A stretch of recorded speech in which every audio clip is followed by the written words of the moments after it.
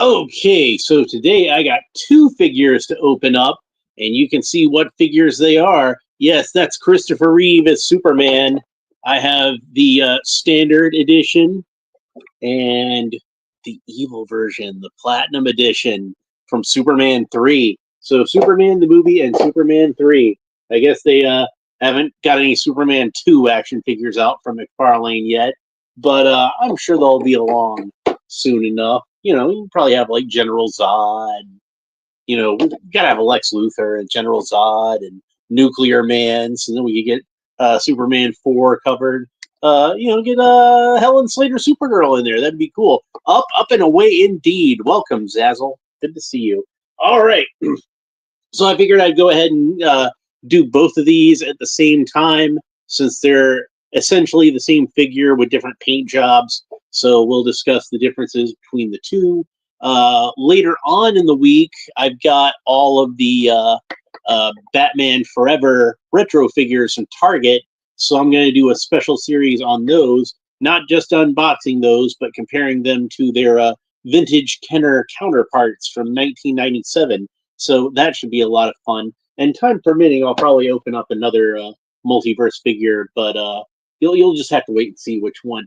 Anyway, let's go ahead and get on to our Superman figures.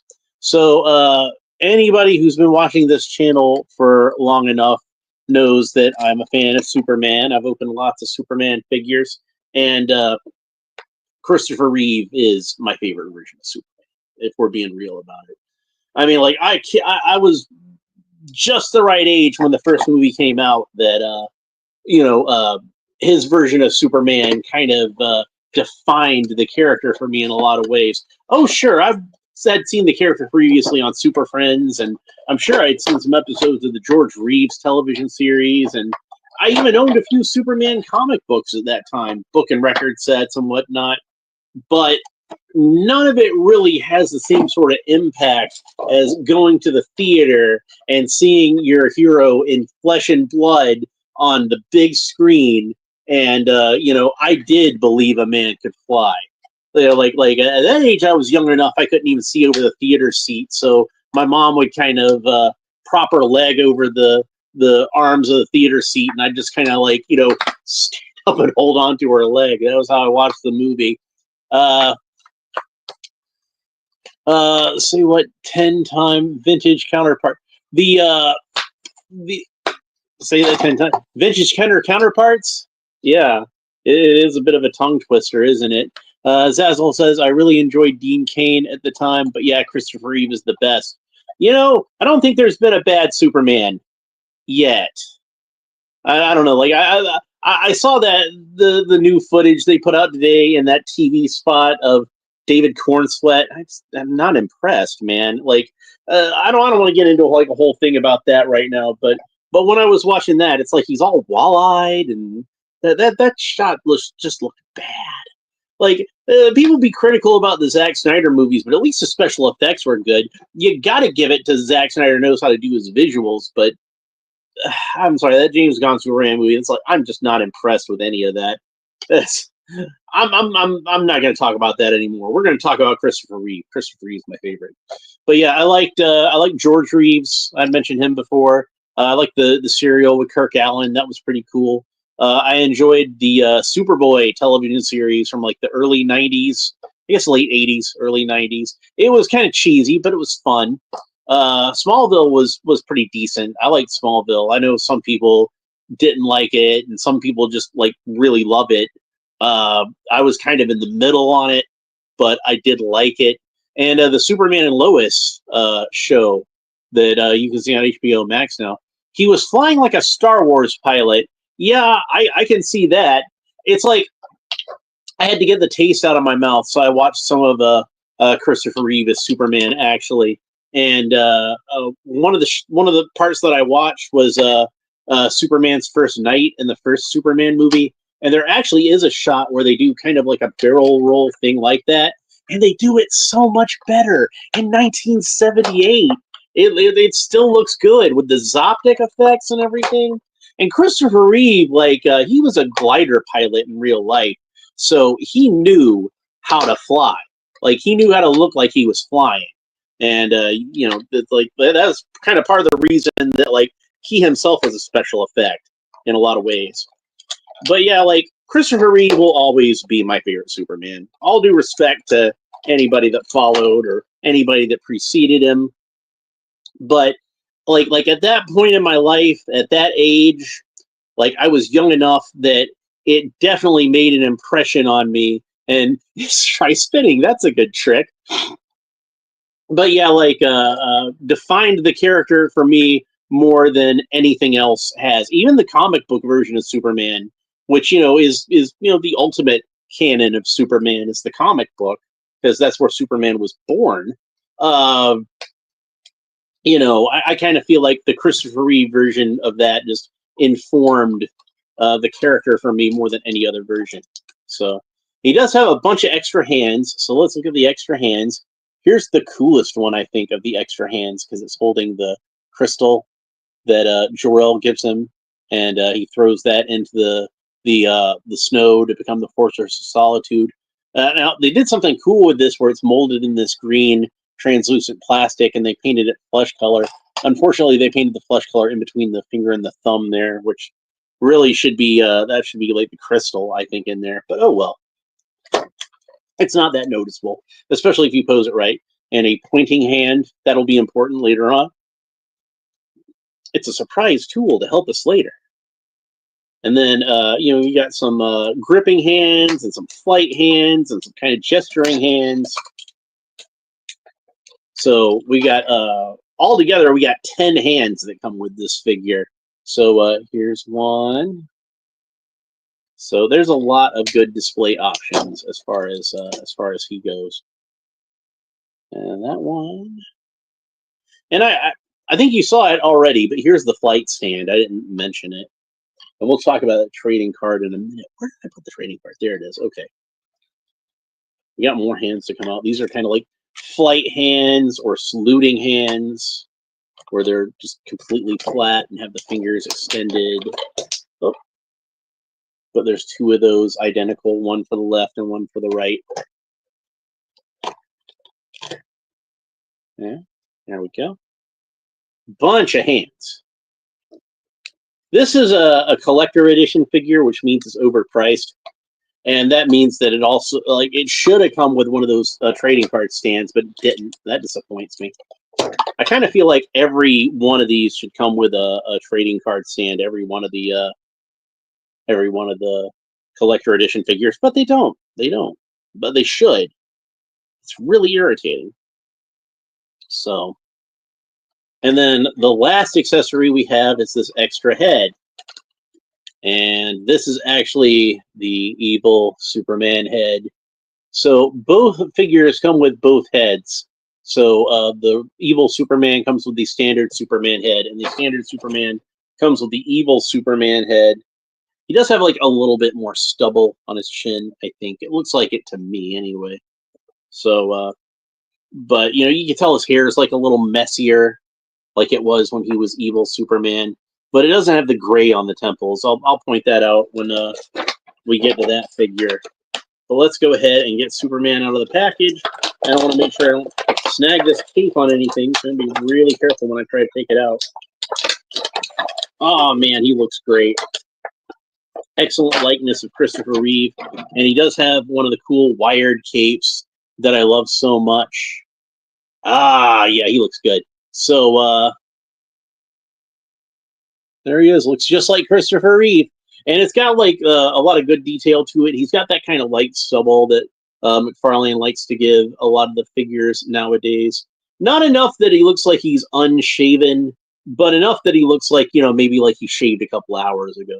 If he's like me, you know, he could shave and then have a 5 o'clock shadow at like, you know, 12:45.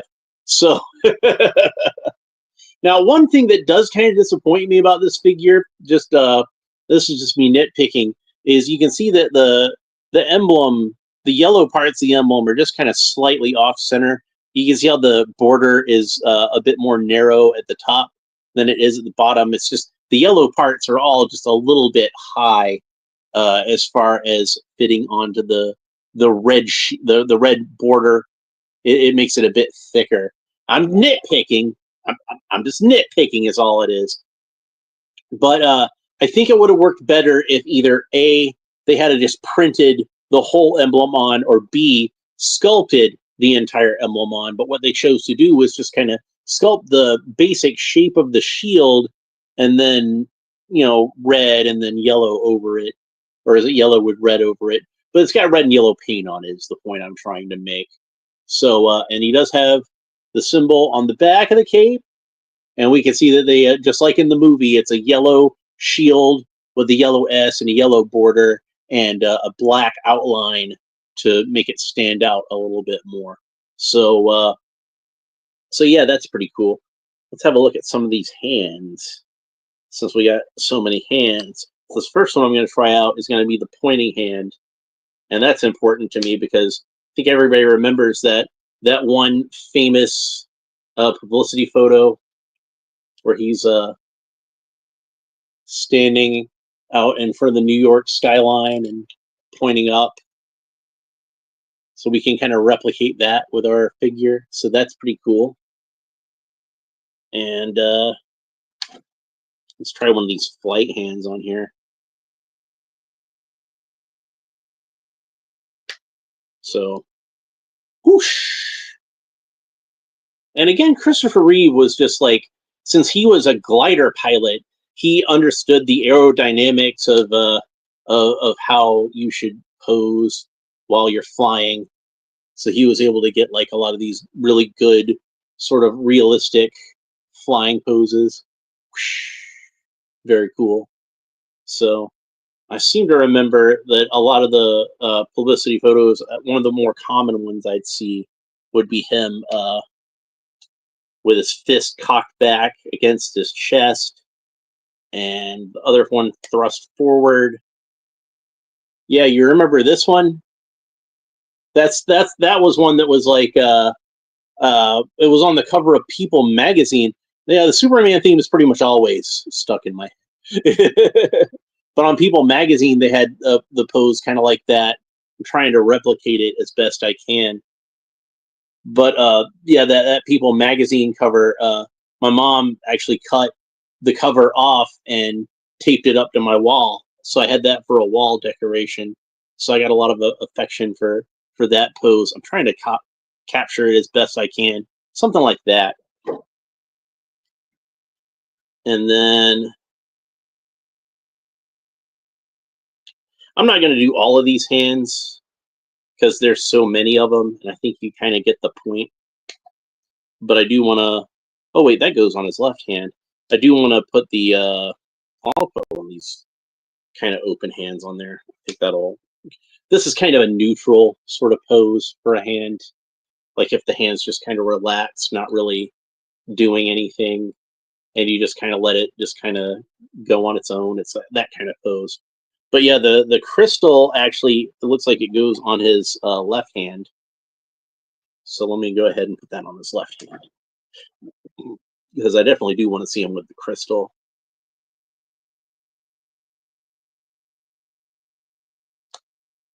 And then, of course, if we've seen the Donner cut of Superman 2, and if you haven't, you need to see the Donner cut of Superman 2. We all remember where he gets his powers back from the crystal, but basically Jor-El sacrifices himself. The hologram Jor-El, because the real Jor-El, of course, is already dead, but he can't ever communicate with his father again because it takes all the power of the crystal to restore his superhuman powers. But yeah, he looks really cool holding the crystal. So that's probably my favorite variant hand. But of course, we're gonna have the default fist hands on there. So we'll pop those back on there.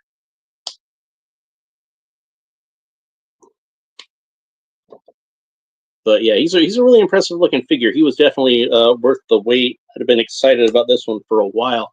And I was able to get... I ordered him off a Big Bad Toy Store, and I was able to get the evil version of Superman at Walmart. So I picked him up when I saw him, even though I didn't have the good version of Superman yet. But I did want to get him when I saw him, because I'm like, I don't know when I'm going to see him again, if I'm going to see him again. What was the cost of this? $30. $30. Yeah. Which, like I said, the Mcfarlane collector editions are overpriced. I'm not gonna mince words about it. They are way too expensive, and I kind of feel like usually they've got like a little bit more in terms of the bells and whistles. Like you saw the hands that this guy came with, and two different heads. So it's not like they didn't put something in there to try to justify the price of it. But I kind of feel like it doesn't quite justify it being $10 more than a standard figure. $5 more, definitely. If it was 25, I wouldn't be complaining about it. I'd be like, it's a little bit more, but you get a lot more stuff. Well, it's like $5 for the stuff, not $10 for the stuff. And like I said, most of the collector edition figures, they come with the trading card stand, and this one didn't come with that. I kind of feel like, for $30, I should get a trading card stand. I'm just saying. Zazzle says there are not many toys here for under $30 in Australia. Even Marvel Legends can be up to $50. Yeah, I guess it's them import fees that cause that, like tariffs and whatnot. I don't know. I don't understand the economics of international trade, but that would be my guess. Oops, he got his leg kind of stuck up underneath the trunks there. But yeah, great looking figure. Before we move on to the second figure, let's go ahead and read the trading card, which should be identical on both of these. There's the picture, same picture of Superman standing in front of the American flag, truth, justice, the American way, and all that. And there's the back. That's what the back looks like, and you see that's got the foil stamped on there, like the collector editions usually have.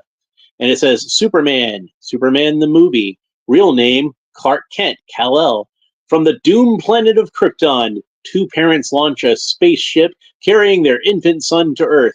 Here he grows up to become Clark Kent, a mild-mannered reporter with powers and abilities far beyond those of mortal men. So there we go. That's what that reads. All right, so let's go ahead and put our packaging back together. I'm going to toss that in the recycling a little later. And then we'll go ahead and open up the other one. And then once I do that, we can talk about the articulation. And I guess that'll be that.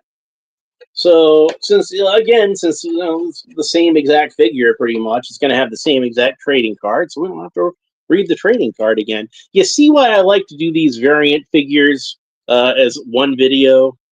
Because I don't have to repeat myself. Best Superman ever. Yeah, see, that was what I was saying earlier. He's like my absolute favorite. And it's like there's a lot of versions of Superman I love. I love the Henry Cavill version of Superman.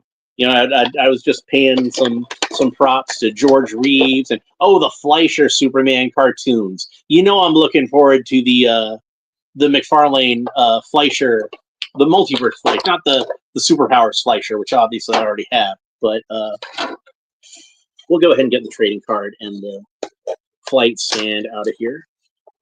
Although we already looked at that stuff, so we don't really need to look at it again. But I just want to get it out of here so I don't, forget and accidentally throw this stuff away. Oops, the flight stand fell.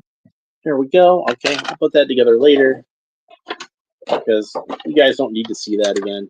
And here we go with all the other same stuff in here, with one exception, which is the one thing I'm going to take out in this video. Since we've already been over all these hands, I'll just take those out later on at my leisure. But as I mentioned, both of these figures come with both of the same head. Did they do a Clark Kent? Not yet. I'm kind of hoping they will.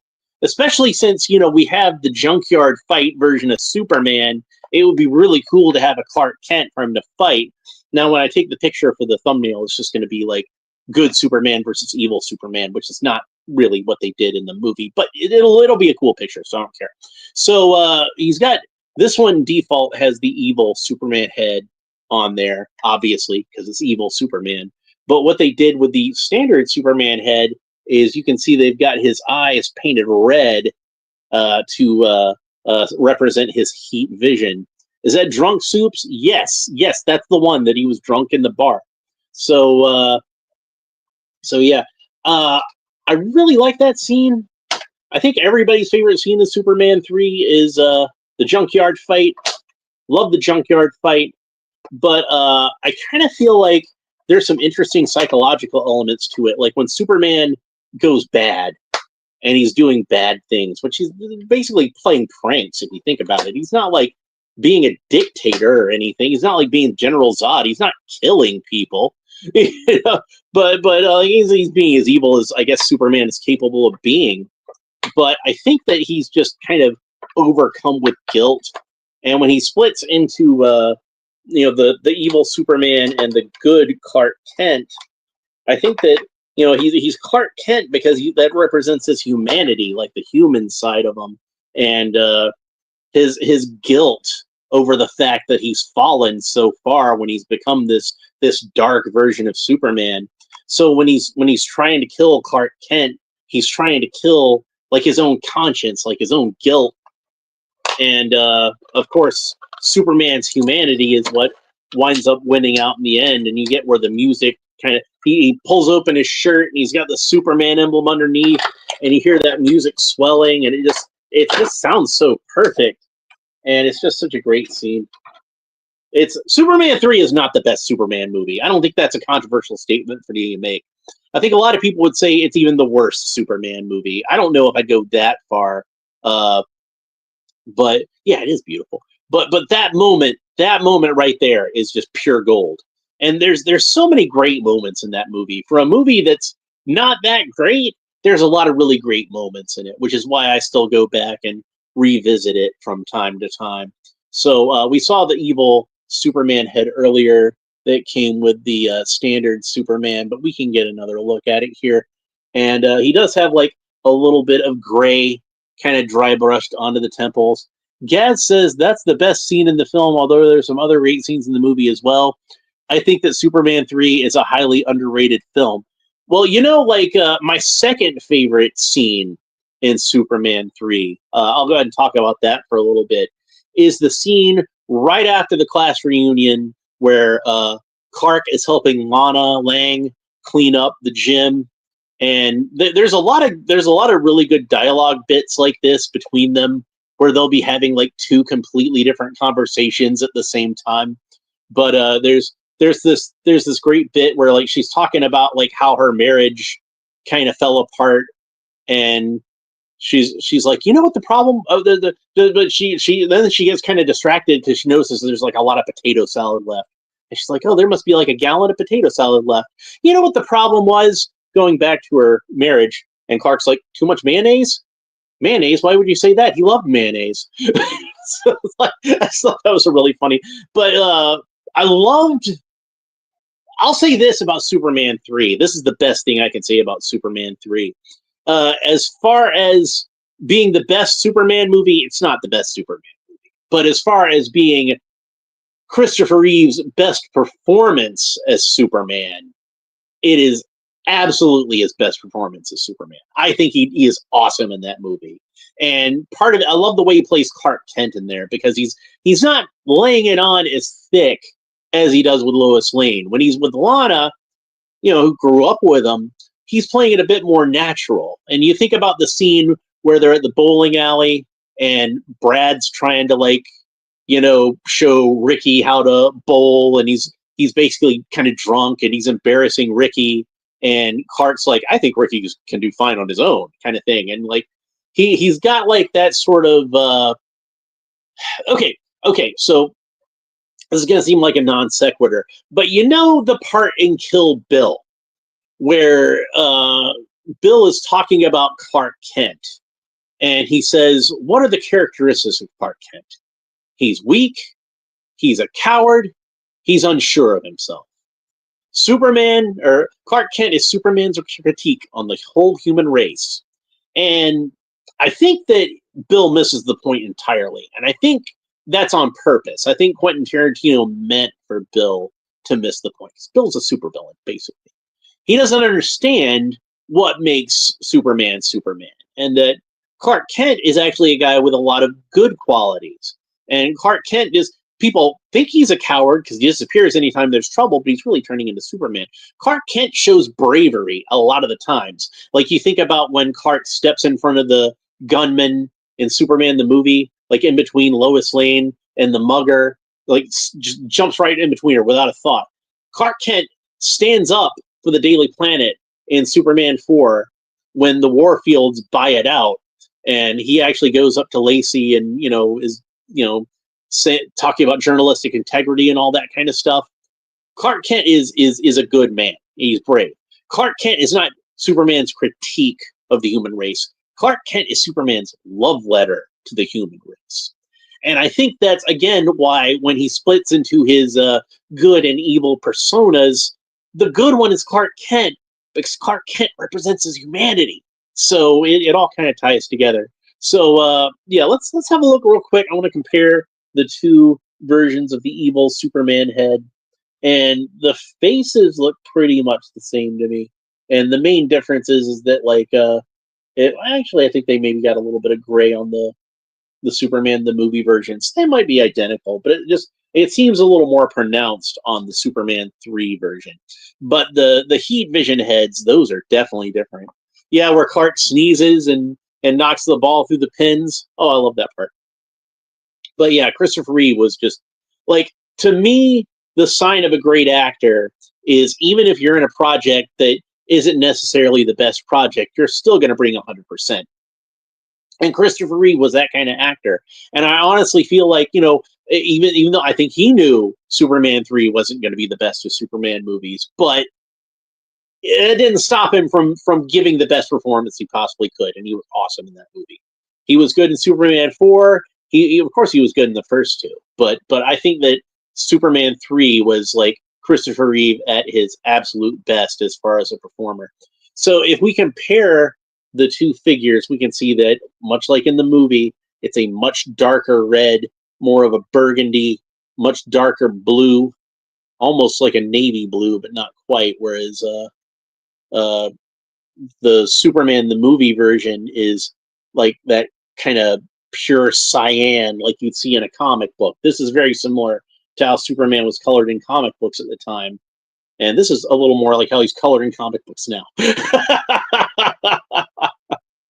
But since we've got the evil Superman on hand, let's go ahead and talk a little bit about the articulation. Before I get too much into the figure articulation, though, I do want to point out, like I said before, he does have a wired cape.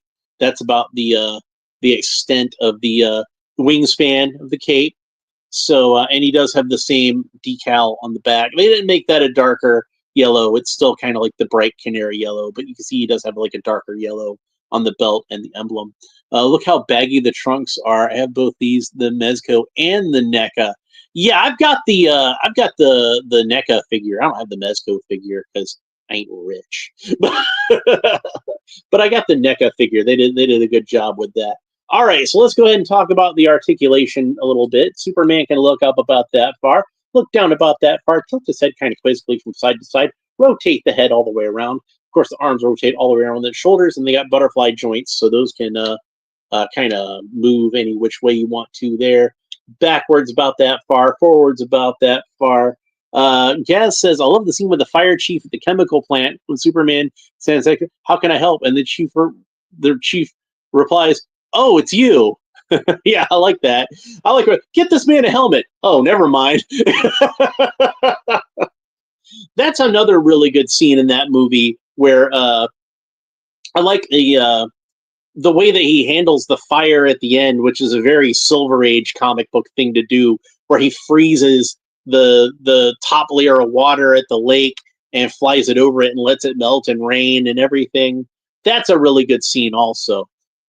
Like I said, not the best of Superman movies, but I think you're right. It is underrated. So, to me, like every scene I watch in that movie is either like, yes, this is perfect Superman. This is exactly what Superman should be, or, oh, what were they thinking here? And I want to say this also. I love Richard Pryor. I'm a huge fan of Richard Pryor, but I kind of felt like, they tried to turn that movie into a Richard Pryor movie that had Superman in it. And I wish they had had a little more faith in the character of Superman. I'm just saying. No, all due respect to Richard Pryor, who is a comedic genius, and I think maybe the greatest stand-up comic of all time. He's certainly in my top 3. Captain Half-Fun says the inside of the cape is the right color. I've actually worn Reeve's costume from Superman 3. I think the blue is off. I think they did get the blue a little too dark. But I think maybe the idea was they wanted it to contrast with the standard version. So, and you can definitely see the difference when you hold them both back to back. I think, yeah, the colors are a little darker in this than they are in the actual movie, but I think they wanted to make sure they make sure it stood out. Yeah, the best scene in the film.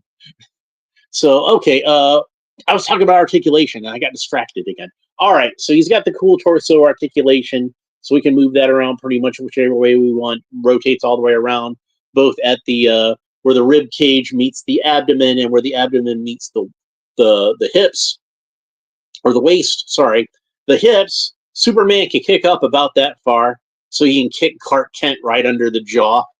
And then he's got double jointed knees, a little stiff, but that's about the range of motion you get at the knees.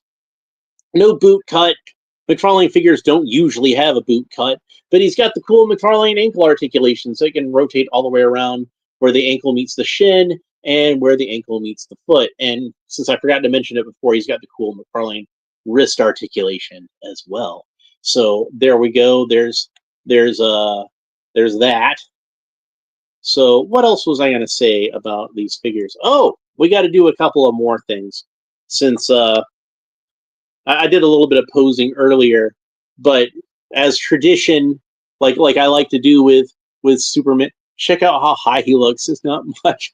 Why are his hands so big? Well, he's got big hands. The ladies never complain. I'm just saying. He does have bigger hands than the Henry Cavill Superman. I did compare those earlier, so I'm just saying. I'm sure Henry Cavill ain't got nothing to sneeze at, but Christopher Reeve is like he wins in that department. I'm just saying. Okay, so we got to do the arms akimbo Superman pose that I always like to do with the Superman figures, because I like when I had the original Mego Superman when I was a kid. I always wanted to try to get him into this pose, but he wasn't quite articulated well enough to do that. So it's become kind of an obsession of mine. Anytime I got a Superman figure, I got to see if he can do it. And most modern ones, of course, can, because they're well articulated enough to do it. So here he is with that arms akimbo pose. And last but not least, we got to get him in that Kurt Swan flying pose, don't we? So here we go. Kurt Swan is my favorite Superman artist of the comic books. So let's go ahead and get him into that pose. And man, that knee is stiff. Come on. There we go. A little gentle coaxing. Never force the joints. You got a joint that won't move. Apply some heat to it. Use a hair dryer or some hot water. And, that'll usually soften it up just a bit and get the...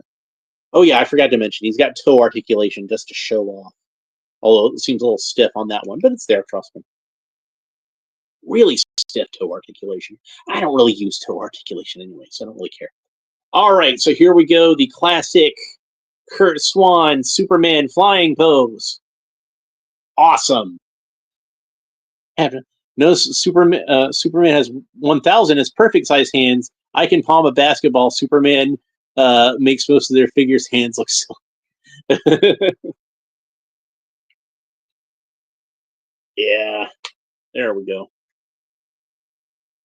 If I gotta choose though, if I gotta pick one, and I gotta deal with having hands that are like kind of a little bit cartoonishly, ridiculously big, or just tiny little microscopic hands, I almost thought this hand was missing when I saw it in the screen. It's so small. I will take the figure with the large hands. If I gotta pick one or the other. Oh, but yeah. So maybe they'll do Kid Flash again at some point, and I'll get a proper Kid Flash. Maybe then. So all right. So let's go ahead and compare him to a few other figures that I would like to have him next to. First of all, let's have a look at him next to some other Superman figures. So here he is next to the Earth 2 Superman figure. And his hands are slightly smaller than that one. So there's that. And then the speaking of gigantic hands, now this guy's got some mitts on him. The classic Superman, I believe this is called DC Classic Superman, with the head sculpt that again reminds me of the Kurt Swan Superman. So I really like that head sculpt. And then of course the DC Rebirth Superman. There he is next to that. And this massive fella, get him next to our 90s mullet Superman. Keep an eye out for Mezco Reeves. I saw someone selling 2 for $200. Yeah, those are pricey. And, since we got him here, why don't we have him next to the original Superman, the 1938 Action Comics #1 Superman. And while I don't have nearby my regular Action Comics 1000 Superman, we can see him next to another live-action Superman, the live-action Superman that never was, unfortunately. Since I've got this Nicolas Cage figure I'm working on. Eventually, I'm going to paint this head. But yeah, that's my work in progress, Nicolas Cage. I figured the Superman 1000 body would be perfect for that. And Henry Cavill, Superman. Get a look at these guys next to each other. So that's what they look like. And I have the black version of the Henry Cavill Superman. So we can see him next to that. And since we're comparing darker versions, we can have a look at the black suit next to the Christopher Reeve Dark Superman and see what those look like together. So that's pretty cool. All right, and last but not least, we got to have the world's finest team, right? So let's have Christopher Reeve next to Adam West. Christopher Reeve is a lot taller. A lot taller. Yeah, Nicolas Cage suits. Can't wait till I get that finished. Kind of was, though. But yeah, Nicolas Cage was the Tim Burton Superman. So that's the one that I like to team up with Michael Keaton. But I do know that a lot of people like to team Michael Keaton up with Christopher Reeve. So I figured we'd go ahead and get those two guys together and see what they look like together. So there you go. Captain Has Fun says, I call the classic Superman the Reeve Returns Superman. We have a lot of the same Mcfarlane Superman, but you got to buy Mafex, and I'm not sure if it's Mayafex or Mafex. I'm not sure. I've only read it. I have to sound it out. And Mezco. Keaton has perfect hands, he says. They are really cool hands. They're well proportioned, but I do wish he had some gripping hands since he's the one that came with the Batmobile, and I would like to have him grip the steering wheel. But oh well. But yeah. So there we got those two together. And just because I figure those are the ones that go together, we'll get a shot of Nicolas Cage with Michael Keaton. Michael Keaton's way taller than he should be, by the way. Keaton's only like, what, 5'7" or something? He's not that tall. So, it's slightly under average height. So really, I think that, like, he should probably be about the height that Adam West is next to Christopher Reeve, I think. I'd probably swap their heights if I could. But yeah, that's I think that's pretty much it for these. I definitely wanted to go ahead and open those as soon as possible. And I'm going to start on those Batman Forever figures, I think, on the next episode. And we'll be comparing those with the original Kenner figures. And that should be a lot of fun. And then I've got more Multiverse that I want to get opened. At least one more Multiverse figure I want to try to open this week. And then in the upcoming weeks, I've got a lot more cool stuff. I've got some Masters of the Universe Origins, and I've got some G.I. Joe Classified. Super, in fact. Yes, indeed. So Christopher Reeve definitely gets a recommend. If you can find both of them, get both of them. They're both really cool. So I'm pretty happy with them both. So anyway, that's it for this episode. If you enjoyed it, please make sure you like and subscribe and all the fun YouTube stuff down below. Leave a comment. Let me know what you think about Superman, both this figure and the character in general, especially the Christopher Reeve version of Superman, since that's the one we got. You put the Action Comics one head on Earth 2 Superman. Yeah, I've seen a lot of people do that, and I'd thought about doing it, but then I'm either going to have this head on this Superman, or I'd have to get an extra one of these is what I'd have to do. So I don't dislike this head quite as much as everybody else seems to. I think this head is like okay for what it is, but it's not the best Superman head it possibly could be. What I was thinking about doing is doing a 3D. I got like the file to do a 3D print of an Alex Ross Superman head, and I was thinking about doing one of those, but I just haven't got around to it yet. But one of these days, I might pop it on there and see what it looks like. Anyway, that's it for this episode. I hope you enjoyed it. We'll talk to you next time. We'll be back with those Batman Forever Retro Collection figures. I already did the Batmobile, so if you haven't seen that one, go back and check it out. I really liked the Batmobile, but we'll have some things to discuss as far as the Batman Forever figures. I've got a lot of things to say about those. Captain Have Fun says, I try to buy 2 or 3 of everything, one for my son's collection. Well, that's sweet. That's nice of you to do that. Some figures that I really like, I try to buy more than one of. Like, I definitely got a couple of extra Adam West figures. One of them I wanted to keep in the package, and one of them I wanted to have displayed with the Batusi hands and just separately. I like those Batusi hands so much. I might even buy another one. Who knows? But yeah, that's it for this episode. I hope you enjoyed it. We will talk to you next time. Bye.